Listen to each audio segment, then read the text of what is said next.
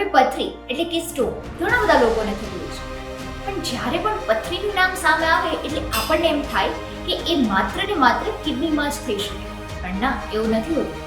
શરીરના ઘણા બધા એવા ભાગો હોય છે કે ત્યાં પણ પથરી થઈ શકે છે. હવે શું છે આ વિષયની માહિતી? ચાલો જાણીએ આજના ઇન્ટરેસ્ટિંગ વિડીયોમાં વિથ યોરાકૃષ્ણ મંડળી. શરીરના કયા ભાગોમાં પથરી બની શકે છે? હવે પથરીની ફરિયાદ આમ તો જો કે જ્યારે પણ કરવામાં આવે અથવા કોઈ એમ કહે કે મને પથરી થઈ છે, તો દરેક લોકોને પહેલો વિચાર કિડનીનો આવે.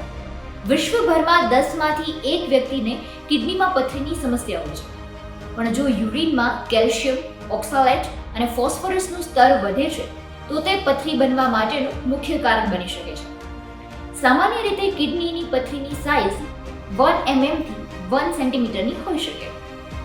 કિડનીની પથરી ઉપરાંત શરીરનો બીજો ભાગ એટલે કે પિત્તાશયમાં પણ પથરી થતી હોય છે અને આને પિત્તાશય પથરી કહેવામાં આવે છે.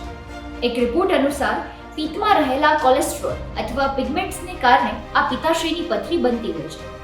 ક્યારેક આ એક પણ હોઈ શકે અને ક્યારેક આ વધુ પણ થઈ શકે. ઘણા લોકોને આ પિત્તાશયની પથરી થતી હોય છે અને તેનો દુખાવો પણ અસહ્ય રહેતો હોય છે.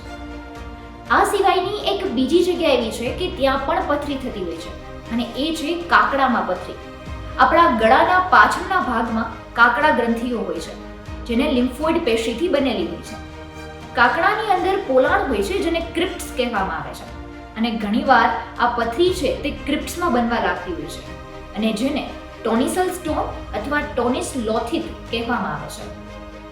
કદાચ તમે વિચારી પણ ન શકો કે નાભીમાં પણ પથરી થઈ શકે છે. હા, નાભીમાં જે પથરી થાય છે તેને ઓમ્ફાલોથિલ કહેવામાં આવે છે. સામાન્ય ભાષામાં સમજાવો તો ત્વચાના ટુકડા નાભીમાં જમા થઈ જાય છે અને એ પથરી જેવા સખત બની જાય છે અને જેના લીધે નાભીમાં પણ પથરી થતી હોય છે. ઘણા લોકોને નાભીની પથરીથી અસહ્ય દુખાવો થતો હોય છે. કેટલાક લોકોને એનિસમાં પણ પથરી હોઈ શકે છે જેને ક્રોપોલાઇટ કહેવામાં આવે છે. હવે આ સિવાય તો ઘણા બધા એવા શરીરના ભાગો કે જ્યાં પથરી બનતી હોય છે. આમ તો જો કે પથરીની સમસ્યા સાધારણ છે, પણ એનો દુખાવો લોકો માટે અસહ્ય બની જતો હોય છે.